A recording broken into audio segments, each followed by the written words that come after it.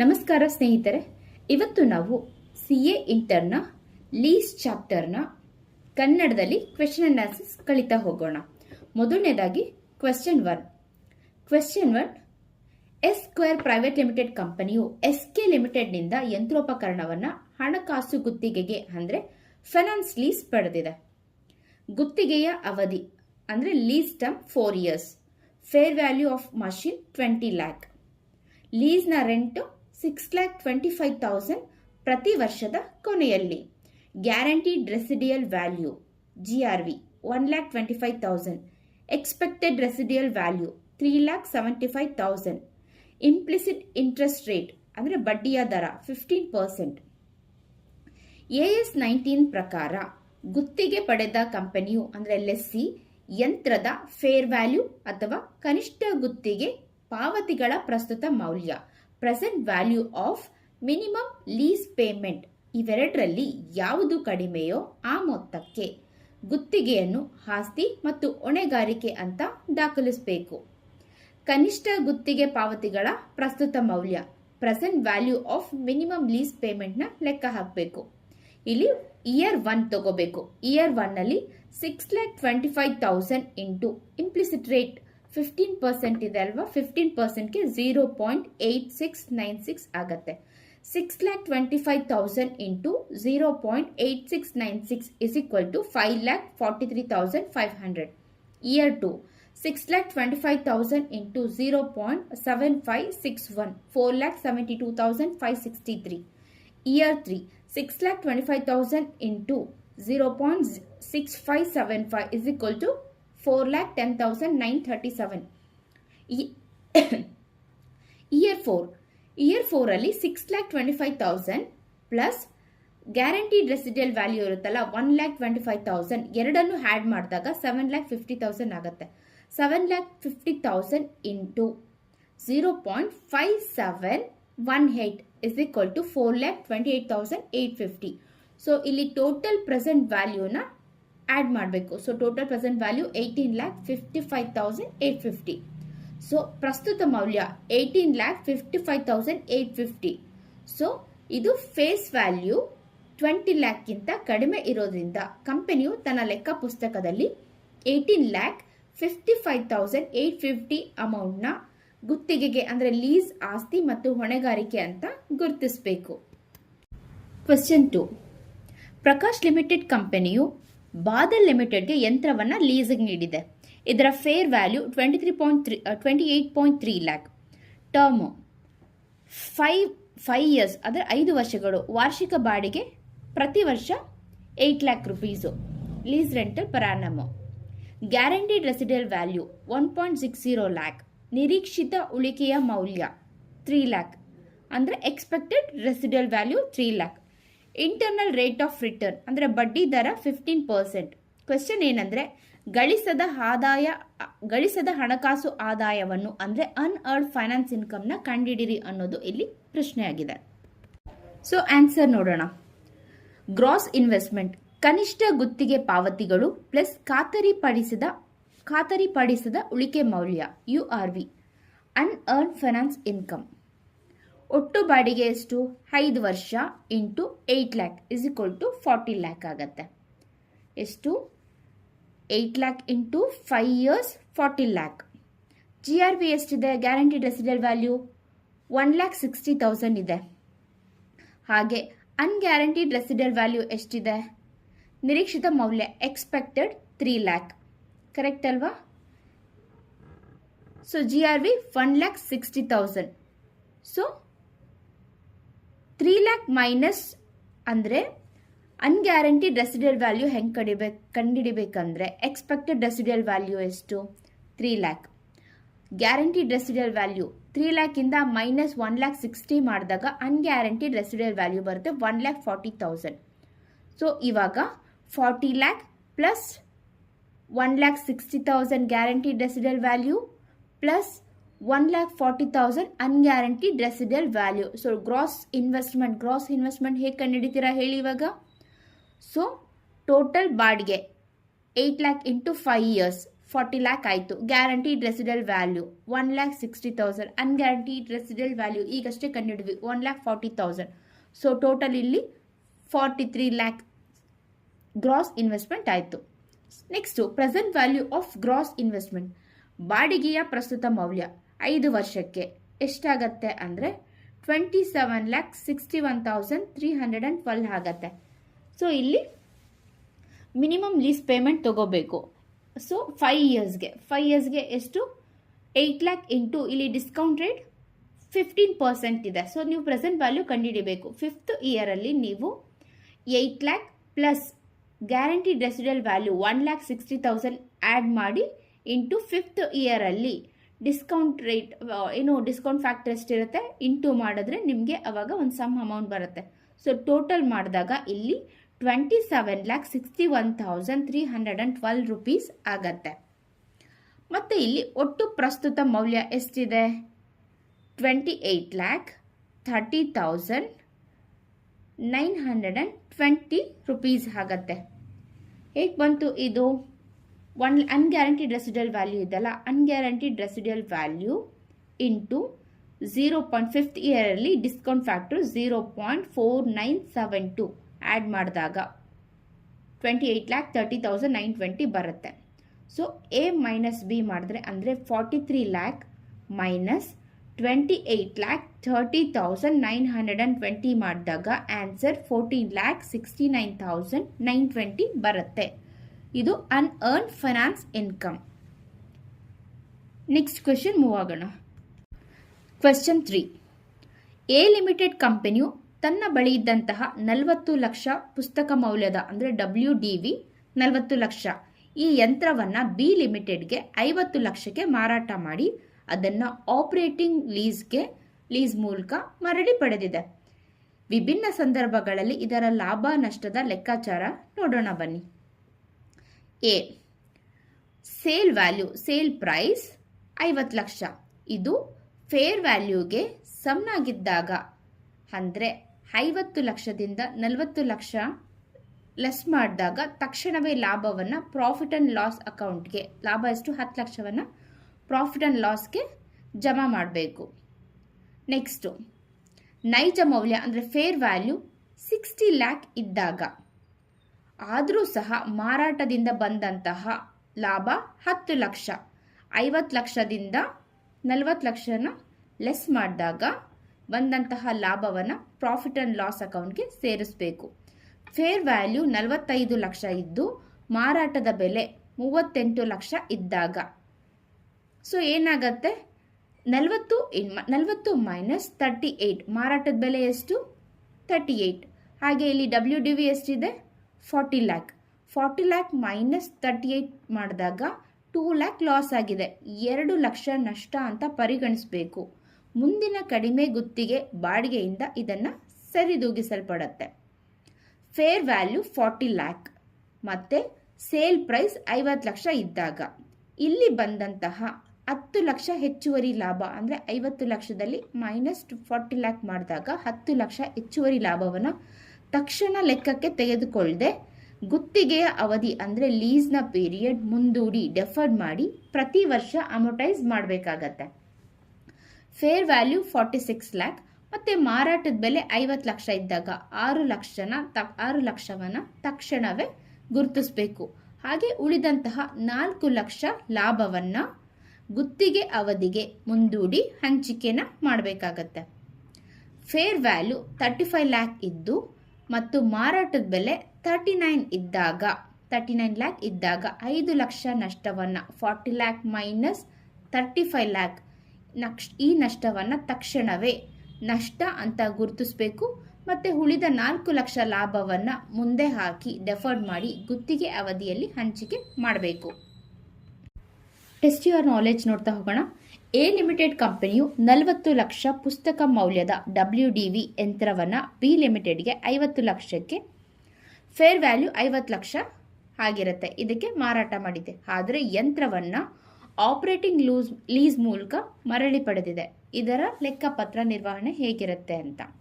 Answer A limited should recognise the profit of 10 lakhs immediately.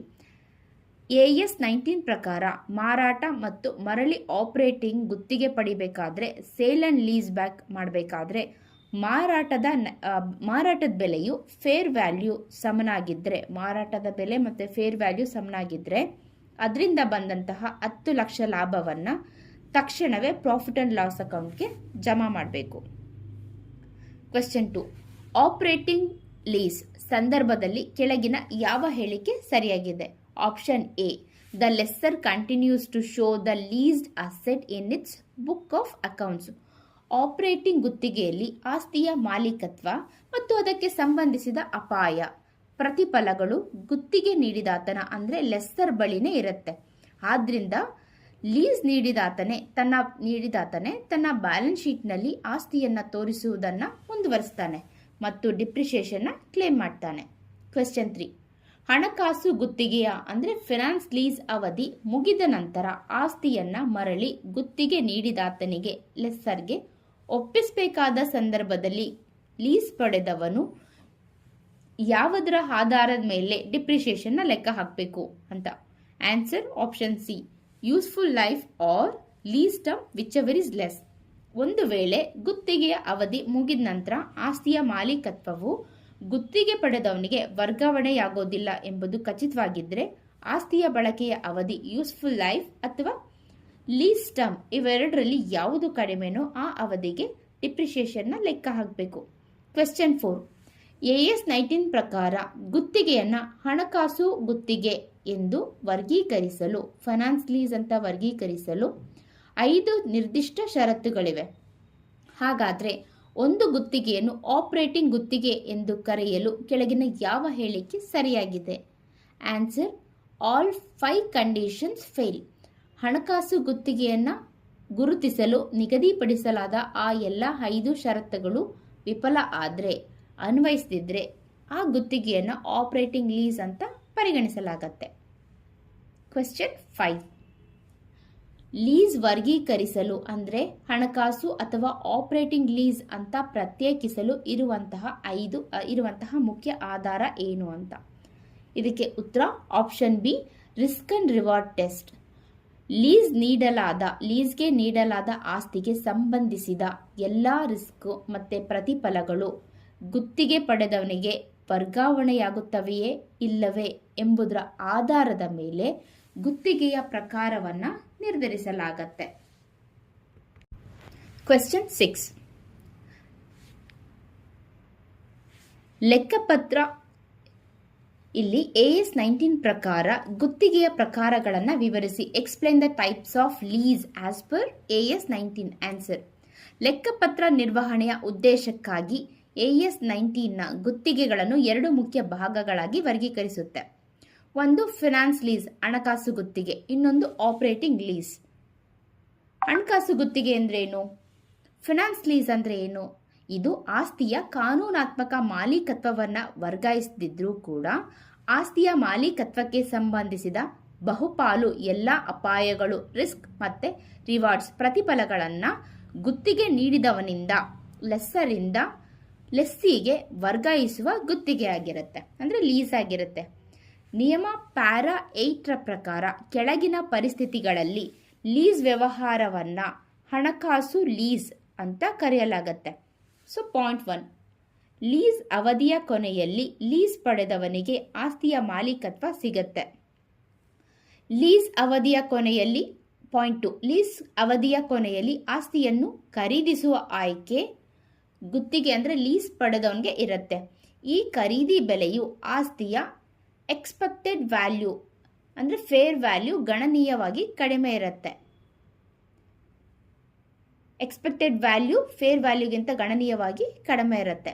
Point 3, ಆಸ್ತಿಯ ಮಾಲೀಕತ್ವ ವರ್ಗಾವಣೆಯಾಗದಿದ್ರೂ lease ಅವಧಿಯು ಆ ಆಸ್ತಿಯ ಒಟ್ಟು ಜೀವಿತಾವಧಿಯ ಬಹುಮುಖ್ಯ ಭಾಗವನ್ನು ಮೇಜರ್ ಪಾರ್ಟ್ನ ಒಳಗೊಂಡಿರುತ್ತೆ. ಪಾಯಿಂಟ್ 4, ಲೀಸ್ ಆರಂಭದಲ್ಲಿ ಕನಿಷ್ಠ ಲೀಸ್ ರೆಂಟ್ ಪ್ರಸ್ತುತ ಮೌಲ್ಯವು present value of minimum lease payment ಆಸ್ತಿಯ ಆರಂಭಿಕ ನೈಜ ಮೌಲ್ಯವನ್ನು ಫೇರ್ ವ್ಯಾಲ್ಯೂವನ್ನು ಸಂಪೂರ್ಣವಾಗಿ ಭರ್ತಿ ಮಾಡುತ್ತೆ.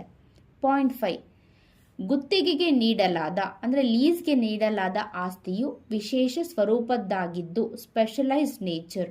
ಯಾವುದೇ ಪ್ರಮುಖ ಬದಲಾವಣೆಗಳಿಲ್ಲದೆ ಅದನ್ನು ಲೀಸ್ ಪಡೆದವನು ಮಾತ್ರ ಬಳಸಲು ಸಾಧ್ಯವಿರುತ್ತೆ. ಇದು ಫೈನಾನ್ಸ್ ಲೀಸ್ ಆಗಿರುತ್ತೆ. Next operating lease.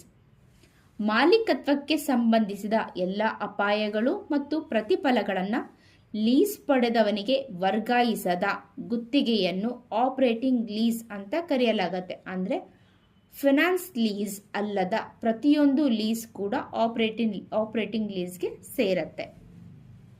Question 7. Operating lease ಅಡಿಯಲ್ಲಿ ಮಾರಾಟ ಮತ್ತು ಮರಳಿ ಲೀಸ್ ವ್ಯವಹಾರದ ಲೆಕ್ಕಪತ್ರ ನಿರ್ವಹಣೆಯನ್ನು ವಿವರಿಸಿ ಅಂತ. Explain the accounting treatment for sale and lease back transaction under operating lease. AS 19 ಪ್ರಕಾರ ಮಾರಾಟ ಮತ್ತು ಮರಳಿ ಗುತ್ತಿಗೆ ವ್ಯವಹಾರ ಅಂದರೆ ಸೇಲ್ ಆ್ಯಂಡ್ ಲೀಸ್ ಬ್ಯಾಕ್ ವ್ಯವಹಾರ ಆಪರೇಟಿಂಗ್ ಲೀಸ್ ಕಾರಣವಾದಾಗ ವಿವಿಧ ಪರಿಸ್ಥಿತಿಗಳಲ್ಲಿ ಅದರ ಲೆಕ್ಕಪತ್ರ ನಿರ್ವಹಣೆ ಕೆಳಗಿನಂತಿರುತ್ತೆ. ಸಿಚುವೇಶನ್ 1 ಏನು ಹೇಳುತ್ತೆ ಅಂದರೆ ಮಾರಾಟದ ಬೆಲೆ ಮತ್ತು ಫೇರ್ ವ್ಯಾಲ್ಯೂ ಈಕ್ವಲ್ ಇದ್ದಾಗ ಇಂಥ ಸಂದರ್ಭದಲ್ಲಿ ಉಂಟಾಗುವ ಯಾವುದೇ ಲಾಭ ಅಥವಾ ನಷ್ಟವನ್ನು ಇಮ್ಮಿಡಿಯೇಟ್ ಆಗಿ ಲೆಕ್ಕ ಪುಸ್ತಕದಲ್ಲಿ ಗುರುತಿಸಬೇಕು. ಸಿಚುವೇಶನ್ 2 ಏನು ಹೇಳುತ್ತೆ ಅಂದರೆ sale price less than fair value ಇದ್ದರೆ ಬಂದ ಲಾಭವನ್ನು ತಕ್ಷಣವೇ ಗುರುತಿಸಬೇಕು ಮತ್ತು ಇದರಿಂದ ಉಂಟಾದ ನಷ್ಟವನ್ನು ತಕ್ಷಣವೇ ಗುರುತಿಸಬೇಕು. ಲಾಭವನ್ನು ತಕ್ಷಣವೇ ಗುರುತಿಸಬೇಕು.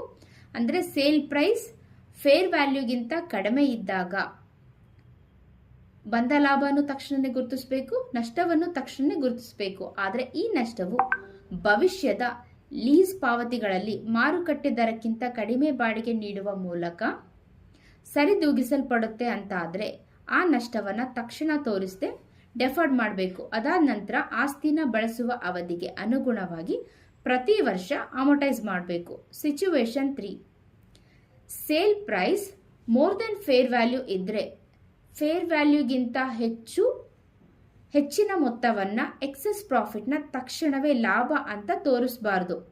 ಇಲ್ಲಿ sale price more than fair value ಇದ್ದರೆ ತಕ್ಷಣವೇ ಲಾಭ ಅಂತ ತೋರಿಸಬಾರ್ದು. ಅದನ್ನು ಡೆಫರ್ಡ್ ಮಾಡಬೇಕು ಮತ್ತು ಆಸ್ತಿಯನ್ನು ಬಳಸುವ ನಿರೀಕ್ಷಿತ ಅವಧಿಯಲ್ಲಿ ಪ್ರತಿ ವರ್ಷ ಅಮೋಟೈಸ್ ಮಾಡಬೇಕು. Question 8. Interest rate implicit on lease. ಗುತ್ತಿಗೆ ಮೇಲಿನ ಅಪ್ರಕಟಿತ ಬಡ್ಡಿ ದರ ಅಂದರೆ ಏನು ಅಂತ. AS 19 ಪ್ರಕಾರ ಲೀಸ್ ನಿಯಮಾವಳಿ ಪ್ಯಾರಾ 3 ಪ್ರಕಾರ ಗುತ್ತಿಗೆ ಅಂದರೆ ಲೀಸ್ ಮೇಲಿನ interest rate implicit in the lease ಅನ್ನೋದು ಗುತ್ತಿಗೆ ಆರಂಭದಲ್ಲಿ ಇನ್ಸೆಪ್ಷನ್ ಆಫ್ ದ ಲೀಸ್ ಕೆಳಗಿನ ಎರಡು ಮೊತ್ತಗಳ ಒಟ್ಟು ಪ್ರಸ್ತುತ ಮೌಲ್ಯವನ್ನು ಅಗ್ರಿಗೇಟ್ ಪ್ರೆಸೆಂಟ್ ವ್ಯಾಲ್ಯೂವನ್ನು ಫೇರ್ ವ್ಯಾಲ್ಯೂ ಆಸ್ತಿಯ ಫೇರ್ ವ್ಯಾಲ್ಯೂ ಸಮನಾಗಿಸುವ ಒಂದು ರಿಯಾಯಿತಿ ದರವಾಗಿರುತ್ತೆ. ಅಂದರೆ ಡಿಸ್ಕೌಂಟ್ ರೇಟ್ ಆಗಿರುತ್ತೆ. ಗುತ್ತಿಗೆ ನೀಡಿದಾತನ ಅಂದರೆ ಲೆಸ್ಸರ್ನ ದೃಷ್ಟಿಕೋನದಿಂದ ಹಣಕಾಸು ಲೀಸ್ನ ಅಡಿಯಲ್ಲಿ ಬರುವಂತಹ ಕನಿಷ್ಠ ಲೀಸ್ ಪಾವತಿಗಳು ಮಿನಿಮಮ್ ಲೀಸ್ ಪೇಮೆಂಟ್ ಮತ್ತು ಲೀಸ್ ನೀಡಿದಾತನಿಗೆ ಸೇರಬೇಕಾದ ಯಾವುದೇ ಅನ್ಗ್ಯಾರಂಟಿಡ್ ರೆಸಿಡೆಂಟ್ ವ್ಯಾಲ್ಯೂ ಆಗಿರುತ್ತೆ. ಕ್ವೆಶ್ಚನ್ 19. AS 19 ಪ್ರಕಾರ ಆಪರೇಟಿಂಗ್ ಲೀಸ್ಗೆ ಸಂಬಂಧಿಸಿದಂತೆ ಲೀಸ್ ಪಡೆದವನು ಪ್ರಕಟಿಸಬೇಕಾದಂತಹ ಅಂದರೆ ಡಿಸ್ಕ್ಲೋಸ್ ಮಾಡಬೇಕಾದಂತಹ ಅಗತ್ಯಗಳು ಏನು ಅಂತ. AS 19 ಪ್ರಕಾರ ಆಪರೇಟಿಂಗ್ ಲೀಸ್ ಪಡೆದುಕೊಂಡಿರುವ ಕಂಪನಿ ಅಥವಾ ವ್ಯಕ್ತಿಯು ತನ್ನ ಫೈನಾನ್ಷಿಯಲ್ ಸ್ಟೇಟ್ಮೆಂಟ್ ಕೆಳಗಿನ ವಿವರಗಳನ್ನ ಕಡ್ಡಾಯವಾಗಿ ಡಿಸ್ಕ್ಲೋಸ್ ಮಾಡಬೇಕು. Point A. ರದ್ದುಗೊಳಿಸಲಾಗದ ಆಪರೇಟಿಂಗ್ ಲೀಸ್ ಅಡಿಯಲ್ಲಿ ಭವಿಷ್ಯದ ಒಟ್ಟು ಕನಿಷ್ಠ ಗುತ್ತಿಗೆ ಪಾವತಿಗಳು ಫ್ಯೂಚರ್ ಮಿನಿಮಮ್ ಲೀಸ್ ಪೇಮೆಂಟ್ಸ್. ಕಂಪನಿಯು ರದ್ದುಗೊಳಿಸಲು ಬಾರದ ನಾನ್ ಕ್ಯಾನ್ಸಲಬಲ್ ಲೀಸ್ಗಳನ್ನು ಹೊಂದಿದ್ರೆ ಮುಂದಿನ ದಿನಗಳಲ್ಲಿ ಪಾವತಿಸಬೇಕಾದ ಒಟ್ಟು ಬಾಡಿಗೆಯನ್ನು ಕೆಳಗಿನ 3 ಕಾಲಾವಧಿಗಳಲ್ಲಿ ವಿಂಗಡಿಸಿ ತೋರಿಸಬೇಕು. 1 ವರ್ಷದ ಒಳಗಾದರೆ ಮುಂದಿನ 1 ವರ್ಷದಲ್ಲಿ ಪಾವತಿಸಬೇಕಾದ ಒಟ್ಟು ಮೊತ್ತ, 1 ವರ್ಷದಿಂದ 5 ವರ್ಷದ ಒಳಗಾದರೆ ಮುಂದಿನ 1 ರಿಂದ 5 ವರ್ಷದ ಅವಧಿಯಲ್ಲಿ ಪಾವತಿಸಬೇಕಾದಂತಹ ಒಟ್ಟು ಮೊತ್ತ, 5 ವರ್ಷದ ನಂತರ 5 ವರ್ಷದ ನಂತರದ ಅವಧಿಗೆ ಪಾವತಿಸಬೇಕಾದ ಒಟ್ಟು ಮೊತ್ತ. ರದ್ದುಗೊಳಿಸಲಾಗದ ಸಬ್ ಲೀಸ್ ಅಡಿಯಲ್ಲಿ ಬರಬೇಕಾದ ಒಟ್ಟು ಭವಿಷ್ಯದ ಕನಿಷ್ಠ ಪಾವತಿಗಳು. ಬ್ಯಾಲೆನ್ಸ್ ಶೀಟ್ ದಿನಾಂಕದಂದು ಗುತ್ತಿಗೆ ಪಡೆದ ಕಂಪನಿಯು ಆ ಆಸ್ತಿಯನ್ನು ಮತ್ತೊಬ್ಬರಿಗೆ ಸಬ್ಲೀಸ್ ನೀಡಿದ್ರೆ ಅವರಿಂದ ಭವಿಷ್ಯದಲ್ಲಿ ಬರಲಿರುವ ಒಟ್ಟು ಕನಿಷ್ಠ ಮೊತ್ತವನ್ನು ತೋರಿಸಬೇಕು. ಪ್ರಾಫಿಟ್ ಅಂಡ್ ಲಾಸ್ ಅಕೌಂಟ್ ಸ್ಟೇಟ್ಮೆಂಟಲ್ಲಿ ತೋರಿಸಲಾದಂತಹ ಗುತ್ತಿಗೆ ಪಾವತಿಗಳು. ಪ್ರಸ್ತುತ ವರ್ಷದಲ್ಲಿ ಲಾಭ ಮತ್ತು ನಷ್ಟದ ಖಾತೆಗೆ ಖರ್ಚು ಎಂದು ಬರೆದ ಒಟ್ಟು ಲೀಸ್ ಮೊತ್ತವನ್ನು ತೋರಿಸಬೇಕು. ಇದರಲ್ಲಿ ಕೆಳಗಿನ ಎರಡನ್ನು ಪ್ರತ್ಯೇಕವಾಗಿ ತಿಳಿಸಬೇಕು. ಒಂದು ಮಿನಿಮಮ್ ಲೀಸ್ ಪೇಮೆಂಟ್, ಇನ್ನೊಂದು ಕಾಂಟಿಜೆಂಟ್ ರೆಂಟ್ಸ್. ಕಾಂಟಿಜೆಂಟ್ ರೆಂಟ್ ಅಂದರೆ ಮಾರಾಟ ಅಥವಾ ಬಳಕೆ ಆಧಾರದ ಮೇಲೆ ಬದಲಾಗುವಂತಹ ಬಾಡಿಗೆ ಆಗಿರುತ್ತೆ. ಉಪಗುತ್ತಿಗೆಯಿಂದ ಸಬ್ಲೀಸಿಂದ ಬಂದ ಅಥವಾ ಬರಬೇಕಾದ ಆದಾಯ. ಪ್ರಸ್ತುತ ವರ್ಷದಲ್ಲಿ ಆಸ್ತಿಯನ್ನು ಬೇರೆಯವರಿಗೆ ಸಬ್ಲೀಸ್ ನೀಡಿ ಗಳಿಸಿದಂತಹ ಆದಾಯದ ಮೊತ್ತವನ್ನು ಪ್ರಾಫಿಟ್ ಅಂಡ್ ಲಾಸ್ ಅಕೌಂಟ್ನಲ್ಲಿ ಸೆಪರೇಟ್ ಆಗಿ ತೋರಿಸಬೇಕು. General description. ಕಂಪನಿಯ ಪ್ರಮುಖ ಲೀಸ್ ಒಪ್ಪಂದದ ಸ್ವರೂಪವನ್ನು ವಿವರಿಸಬೇಕು. ಇದು ಕೇವಲ ಇವುಗಳಿಗಷ್ಟೇ ಸೀಮಿತವಾಗಿರದೆ ಕೆಳಗಿನ ಪ್ರಮುಖ ಅಂಶಗಳನ್ನು ಕೂಡ ಒಳಗೊಂಡಿರಬೇಕು. ಕಾಂಟಿಜೆಂಟ್ ರೆಂಟ್ ಅನಿಶ್ಚಿತ ಬಾಡಿಗೆಯನ್ನು ನಿರ್ಧರಿಸುವ ಆಧಾರ. ಯಾವ ಆಧಾರದ ಮೇಲೆ ಹೆಚ್ಚುವರಿ ಬಾಡಿಗೆಯನ್ನು ಲೆಕ್ಕ ಹಾಕಬೇಕು ಅನ್ನೋದ್ರ ವಿವರ. Renewal or purchase options and escalation clause. ನವೀಕರಣ ಅಥವಾ ಖರೀದಿ ಆಯ್ಕೆಗಳು ಮತ್ತು ಬೆಲೆ ಏರಿಕೆಯ ನಿಯಮಗಳು. ಗುತ್ತಿಗೆಯನ್ನು ಮುಂದುವರಿಸುವ, ಆಸ್ತಿಯನ್ನು ಖರೀದಿಸುವ ಅಥವಾ ಭವಿಷ್ಯದಲ್ಲಿ ಬಾಡಿಗೆ ದರವನ್ನು ಹೆಚ್ಚಿಸುವ ಒಪ್ಪಂದದ ನಿಯಮಗಳಿವೆ ಅನ್ನೋದ್ರ ವಿವರಣೆ. ರೆಸ್ಟ್ರಿಕ್ಷನ್ಸ್. ಈ ಒಪ್ಪಂದದಿಂದ ಕಂಪನಿ ಮೇಲೆ ಯಾವುದೇ ರೆಸ್ಟ್ರಿಕ್ಷನ್ ಹೇರಲಾಗಿದೆಯೇ? ಉದಾಹರಣೆಗೆ ಲಾಭ, ಡಿವಿಡೆಂಡ್ ಹಂಚಿಕೆ ಮಾಡುವಂತಿಲ್ಲ, ಹೊಸದಾಗಿ ಸಾಲ ತೆಗೆದುಕೊಳ್ಳುವಂತಿಲ್ಲ, ಅಥವಾ ಆಸ್ತಿಯನ್ನು ಮತ್ತೆ ಬೇರೆಯವರಿಗೆ ಅಂದರೆ ಸಬ್ಲೀಸ್ ಕೊಡುವಂತಿಲ್ಲ. ಈ ಥರ ನಿಯಮಗಳು ಏನಾದರೂ ಇದ್ದರೆ ಅದರ ವಿವರಗಳನ್ನು ಕೂಡ ತಿಳಿಸಬೇಕು. ನೆಕ್ಸ್ಟ್ ಕ್ವೆಶ್ಚನ್ ನೋಡೋಣ. 1 ಏಪ್ರಿಲ್ 2024 ಅಂದು ಮಾನ್ಸಿ ಲಿಮಿಟೆಡ್ ಕಂಪನಿಯು ಒಂದು ಪ್ಲಾಂಟ್ ಅನ್ನು 8,52,800 ರೂಪೀಸ್ಗೆ ಮಾರಾಟ ಮಾಡಿತು. ಕ್ಯಾರಿಂಗ್ ಅಮೌಂಟ್ ಅಥವಾ ಬುಕ್ ವ್ಯಾಲ್ಯೂ ಮಾರಾಟ ದಿನದಂದು ಆ ಪ್ಲಾಂಟ್ನ ನಿಜವಾದ ಪುಸ್ತಕ ಮೌಲ್ಯ ಬುಕ್ ವ್ಯಾಲ್ಯೂ 1,80,000 ಆಗಿತ್ತು. ಇದು ಮಾರಾಟ ಮತ್ತು ಮರಳಿ ಗುತ್ತಿಗೆ ಸೇಲ್ ಅಂಡ್ ಲೀಸ್ ಬ್ಯಾಕ್ ಒಪ್ಪಂದವಾಗಿದೆ. ಆಕಾಶ್ ಲಿಮಿಟೆಡ್ ಕಂಪನಿಯು ಅದೇ ಪ್ಲಾಂಟ್ ಅನ್ನು ಮಾನ್ಸಿ ಲಿಮಿಟೆಡ್ಗೆ 8 ವರ್ಷದ ಅವಧಿಗೆ ಮರಳಿ ಗುತ್ತಿಗೆಗೆ ನೀಡಿದೆ, ಲೀಸ್ ಬ್ಯಾಕ್ ಮಾಡಿದೆ. Economic life 8 years. Minimum lease rental ಪ್ರತಿ ವರ್ಷದ ಕೊನೆಯಲ್ಲಿ 31 ಮಾರ್ಚ್ 2025 ಇಂದ ಪ್ರಾರಂಭಿಸಿ 1,60,000 ರೂಪಾಯಿ ಪಾವತಿಸಬೇಕು. ಇನ್ಕ್ರಿಮೆಂಟಲ್ ಬಾರೋಯಿಂಗ್ ರೇಟ್ ವರ್ಷಕ್ಕೆ 10%. ಮಾನ್ಸಿ ಲಿಮಿಟೆಡ್ ಕಂಪನಿಯ ಲೆಕ್ಕ ಪುಸ್ತಕದಲ್ಲಿ ಮಾರಾಟವಾದ ವರ್ಷದಲ್ಲಿ ಲಾಭ ಮತ್ತು ನಷ್ಟದ ಖಾತೆಯ statement of profit and loss ಮೇಲಾಗುವ ನಿವ್ವಳ ಪರಿಣಾಮ ಅಂದರೆ ನೆಟ್ ಎಫೆಕ್ಟ್ನ ಲೆಕ್ಕ ಹಾಕಬೇಕು. ಸೊ ಸೊಲ್ಯೂಷನ್ ನೋಡೋಣ. First stage 1 classification of lease. ಇಲ್ಲಿ ಲೀಸ್ನ ಅವಧಿ 8 ವರ್ಷಗಳು. ಇದು ಆಸ್ತಿಯ ಒಟ್ಟು ಜೀವಿತಾವಧಿಗೆ 8 ವರ್ಷಕ್ಕೆ ಸಮನಾಗಿದೆ. ವಾರ್ಷಿಕ ಕನಿಷ್ಠ ಲೀಸ್ ಪಾವತಿಗಳ ಪ್ರಸ್ತುತ ಮೌಲ್ಯ ಅಂದರೆ present value of minimum lease payment. Present value is equal to 1,60,000 into 5.335. ಇದು 10% ಹಾಗೆ 8 ವರ್ಷಕ್ಕೆ ತಗೊಂಡಿರೋದು. ಸೊ ಟೋಟಲ್ 8,53,600 ರೂಪೀಸ್ ಆಗುತ್ತೆ. ಪ್ರೆಸೆಂಟ್ ವ್ಯಾಲ್ಯೂ 8,53,600 ಆಸ್ತಿಯ ಮಾರಾಟದ ಬೆಲೆಗೆ ಅಂದರೆ ಸೇಲ್ ಪ್ರೈಸ್ ಎಷ್ಟಿದೆ, ಸೇಲ್ ವ್ಯಾಲ್ಯೂ 8,52,800ಗೆ ಆಲ್ಮೋಸ್ಟ್ ಸೇಮ್ ಇದೆ. ಸೊ ಇದು AS 19 ಪ್ರಕಾರ ಫಿನಾನ್ಸ್ ಲೀಸ್ ಆಗಿದೆ.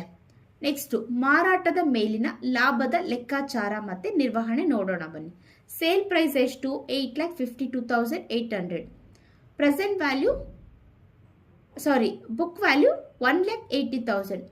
ಮಾರಾಟದಿಂದ ಬಂದಂತಹ ಒಟ್ಟು ಲಾಭ 8,52,800 ಮೈನಸ್ 1,80,000 ಮಾಡಿದಾಗ 6,72,800 ರೂಪೀಸ್ ಲಾಭ ಆಗಿದೆ. AS 19 ಪ್ರಕಾರ ಹಣಕಾಸು ಅಂದರೆ ಫಿನಾನ್ಸ್ ಲೀಸ್ ಅಡಿಯಲ್ಲಿ ಮಾರಾಟ ಮತ್ತು ಲೀಸ್ ಬ್ಯಾಕ್ ಪಡೆದಾಗ ಬಂದಂತಹ ಲಾಭವನ್ನು ತಕ್ಷಣವೇ ಆದಾಯ ಅಂತ ತೋರಿಸಬಾರದು. ಅದನ್ನು ಡೆಫರ್ಡ್ ಮಾಡಿ ಗುತ್ತಿಗೆಯ ಅವಧಿಯಾದಂತಹ 8 ವರ್ಷದ ಕಾಲ ಪ್ರತಿ ವರ್ಷ ಸಮನಾಗಿ ಅಮೋಟೈಸ್ ಮಾಡಬೇಕು. So amortisation of profit 6,72,800 divided by 8 ಮಾಡಿದಾಗ 84,100 ರೂಪೀಸ್ ಪ್ರಾಫಿಟ್ ಆ್ಯಂಡ್ ಲಾಸ್ ಅಕೌಂಟ್ಗೆ ಹೋಗುತ್ತೆ. ನೆಕ್ಸ್ಟ್ ಸ್ಟೇಜ್ 3 ಡಿಪ್ರಿಷಿಯೇಷನ್ ಲೆಕ್ಕ ಹಾಕಬೇಕು. ಕಂಪನಿಯು ಆಸ್ತಿಯನ್ನು ತನ್ನ ಪುಸ್ತಕದಲ್ಲಿ 8,52,800ಗೆ ದಾಖಲಿಸಿಕೊಳ್ಳುತ್ತೆ. ಸ್ಟ್ರೈಟ್ ಲೈನ್ ಮೆಥಡ್ ಪ್ರಕಾರ ವಾರ್ಷಿಕ ಡಿಪ್ರಿಷಿಯೇಷನ್ 8,52,800 ಡಿವೈಡೆಡ್ ಬೈ 8 ಮಾಡಿದಾಗ 1,06,600 ಪ್ರಾಫಿಟ್ ಆ್ಯಂಡ್ ಲಾಸ್ ಅಕೌಂಟ್ಗೆ ಹೋಗುತ್ತೆ. Stage 4 net effect on profit and loss account. ಇಲ್ಲಿ ಪ್ರತಿ ವರ್ಷ ಪ್ರಾಫಿಟ್ ಆ್ಯಂಡ್ ಲಾಸ್ ಅಕೌಂಟ್ನಲ್ಲಿ ಕೆಳಗಿನಂತೆ ನಮೂದಿಸಲಾಗುತ್ತೆ. Depreciation minus debit 1,06,600 rupees. Amortisation profit ಎಷ್ಟು 84,100 ರೂಪೀಸ್. ನೆಟ್ ಎಫೆಕ್ಟ್ 1,06,600 ಮೈನಸ್ 84,100 ಮಾಡಿದಾಗ ಇಲ್ಲಿ 22,500 ರೂಪೀಸ್ ನೆಟ್ ಡೆಬಿಟ್ ಆಗುತ್ತೆ. ಸೊ ಮಾನ್ಸಿ ಲಿಮಿಟೆಡ್ ಕಂಪನಿಯ ಲಾಭ ಮತ್ತು ನಷ್ಟದ ಖಾತೆಗೆ ಗುತ್ತಿಗೆಯ ಅಂದರೆ ಲೀಸ್ನ 8 ವರ್ಷದ ಅವಧಿವರೆಗೆ ಪ್ರತಿ ವರ್ಷ 22,500 ನೆಟ್ ಡೆಬಿಟ್ನ ಅಂದರೆ ಖರ್ಚು ಅಂತ ತೋರಿಸ್ಬೇಕಾಗತ್ತೆ. ಕ್ವೆಶ್ಚನ್ ನೋಡೋಣ. ಸನ್ ಲಿಮಿಟೆಡ್ ಕಂಪನಿಯು 30 ಲಕ್ಷ ಮೌಲ್ಯದ ಮಷೀನನ್ನು ಲೀಸ್ ಮೂಲಕ ಪಡೆಯೋದಕ್ಕೆ ಬಯಸ್ತಾ ಇದೆ. Effective life 14 years. ಆದರೆ ಸನ್ ಲಿಮಿಟೆಡ್ ಕಂಪ್ನಿಗೆ ಇದು ಕೇವಲ ಮೊದಲ 3 ವರ್ಷದ ಅವಧಿಗೆ ಮಾತ್ರ ಅವಶ್ಯಕತೆ ಇದೆ. ಸ್ಟಾರ್ ಲಿಮಿಟೆಡ್ ಕಂಪ್ನಿ ಜೊತೆ ಒಪ್ಪಂದ ಮಾಡಿಕೊಂಡಿದ್ದು ವಾರ್ಷಿಕ ಬಾಡಿಗೆಯಾಗಿ ಲೀಸ್ ರೆಂಟಲ್ 3 ಲಕ್ಷಗಳನ್ನ ಪ್ರತಿ ವರ್ಷದ ಕೊನೆಯಲ್ಲಿ ಪಾವತಿಸಬೇಕು. Implicit rate of interest 15%. Annuity factor at the rate 15% for 3 years 3.36. ಇಲ್ಲಿ ಕ್ವೆಶ್ಚನ್ ಅಲ್ಲೇ ಕೊಟ್ಬಿಟ್ಟಿದ್ದಾರೆ. ಸೊ ಮುಖ್ಯ ಅಕೌಂಟೆಂಟ್ ಅವರಿಗೆ ಈ ಗುತ್ತಿಗೆ ಬಾಡಿಗೆಯನ್ನು ಲೆಕ್ಕ ಪುಸ್ತಕದಲ್ಲಿ ಹೇಗೆ ನಿರ್ವಹಿಸಬೇಕು? ಹಣಕಾಸು ಗುತ್ತಿಗೆಯೋ ಅಂದರೆ ಫಿನಾನ್ಸ್ ಲೀಸೋ ಅಥವಾ ಆಪರೇಟಿಂಗ್ ಲೀಸೋ ಅನ್ನೋದು ಗೊತ್ತಿಲ್ಲ, ಇದು ಗೊಂದಲ ಇದೆ. ಇದಕ್ಕೆ ಸಲಹೆನ ಕೇಳ್ತಾ ಇದ್ದಾರೆ. ಫಸ್ಟು ಸ್ಟೇಜ್ 1 ಲೀಸ್ ಪ್ರಕಾರವನ್ನು ಗುರುತಿಸೋದು ಹೇಗೆ? Classification of lease. AS 19 ಲೀಸಸ್ ನಿಯಮಾವಳಿ ಪ್ರಕಾರ ಒಂದು ಲೀಸ್ ಹಣಕಾಸು ಅಂದರೆ ಫಿನಾನ್ಸ್ ಲೀಸ್ ಆಗಬೇಕಾದ್ರೆ ಕೆಳಗಿನ ಪ್ರಮುಖ ಷರತ್ತುಗಳನ್ನ ಪೂರೈಸಬೇಕು. ಕನಿಷ್ಠ ಗುತ್ತಿಗೆ ಪಾವತಿ ಪ್ರಸ್ತುತ ಮೌಲ್ಯದ ಅಂದರೆ present value of minimum lease ಪೇಮೆಂಟ್ನ ಷರತ್ತುಗಳು. ವಾರ್ಷಿಕ ಬಾಡಿಗೆ 3 ಲಕ್ಷ. 3 ವರ್ಷಗಳ ಪ್ರಸ್ತುತ ಮೌಲ್ಯ ಅಂದರೆ ಪ್ರೆಸೆಂಟ್ ವ್ಯಾಲ್ಯೂ 3 lakh ಇಂಟು 3.36 ಮಾಡಿದಾಗ 10,08,000 ಅಂದಾಜು. ಯಂತ್ರದ ಫೇರ್ ವ್ಯಾಲ್ಯೂ 30 ಲಕ್ಷ ಆಗಿದ್ದರೆ ಪ್ರಸ್ತುತ ಮೌಲ್ಯ ಕೇವಲ ಪ್ರೆಸೆಂಟ್ ವ್ಯಾಲ್ಯೂ ಕೇವಲ 10,08,000 ಆಗಿದೆ. AS 19 ಪ್ರಕಾರ ಪ್ರಸ್ತುತ ಮೌಲ್ಯವು ಆಸ್ತಿಯ ಫೇರ್ ವ್ಯಾಲ್ಯೂಗಿಂತ ಬಹುಪಾಲು ಭಾಗ ಸಬ್ಸ್ಟಾನ್ಷಿಯಲಿ ಆಲ್ ಭರ್ತಿ ಮಾಡಬೇಕಿತ್ತು, ಆದರೆ ಇಲ್ಲಿ ಅದು ಆಗ್ತಾ ಇಲ್ಲ. Lease term. ಯಂತ್ರದ ಒಟ್ಟು ಜೀವಿತಾವಧಿ 14 ವರ್ಷ. ಲೀಸ್ ಪೀರಿಯಡ್ 3 ವರ್ಷ. ಕಂಪೇರ್ ಮಾಡಿದಾಗ ಲೀಸ್ ಅವಧಿಯು ಆಸ್ತಿಯ ಒಟ್ಟು ಲೈಫ್ ಟೈಮ್ನ ಜೀವಿತಾವಧಿಯ ಬಹುಮುಖ್ಯ ಭಾಗವನ್ನು ಒಳಗೊಂಡಿರಬೇಕಿತ್ತು, ಆದರೆ 14 ವರ್ಷದಲ್ಲಿ ಕೇವಲ 3 ವರ್ಷ ಅಂದರೆ ಇದು ಕಡಿಮೆ ಅವಧಿಯಾಗಿದೆ. ಸೊ ತೀರ್ಮಾನ, ಈ ಮೇಲಿನ ಯಾವುದೇ ಷರತ್ತುಗಳು ಅನ್ವಯಿಸದೇ ಇರೋದ್ರಿಂದ ಈ ಲೀಸ್ನ ಆಪರೇಟಿಂಗ್ ಲೀಸ್ ಅಂತ ಗುರುತಿಸಲಾಗಿದೆ. ಇದಕ್ಕೆ ಅಕೌಂಟಿಂಗ್ ಟ್ರೀಟ್ಮೆಂಟು. ಇದು ಆಪರೇಟಿಂಗ್ ಲೀಸ್ ಆಗಿರೋದ್ರಿಂದ ಸನ್ ಲಿಮಿಟೆಡ್ ಕಂಪನಿಯು ಪ್ರತಿ ವರ್ಷ ಪಾವತಿಸುವ 3 ಲಕ್ಷ ಬಾಡಿಗೆಯನ್ನು ಅಸೆಟ್ ಅಂತ ತೋರಿಸುವ ಹಾಗಿಲ್ಲ. ಅದರ ಬದಲಿಗೆ ಈ ಲೀಸ್ ಪಾವತಿಗಳನ್ನು ಪಾವತಿ ಅವಧಿಯಲ್ಲಿ 3 ವರ್ಷಗಳು ಪ್ರತಿ ವರ್ಷ ಸ್ಟ್ರೈಟ್ ಲೈನ್ ಬೇಸಿಸ್ ಲಾಭ ಮತ್ತು ನಷ್ಟದ ಖಾತೆಗೆ statement of profit and loss ಅಕೌಂಟ್ಗೆ ಎಕ್ಸ್ಪೆನ್ಸ್ ಅಂತ ತೋರಿಸಬೇಕು.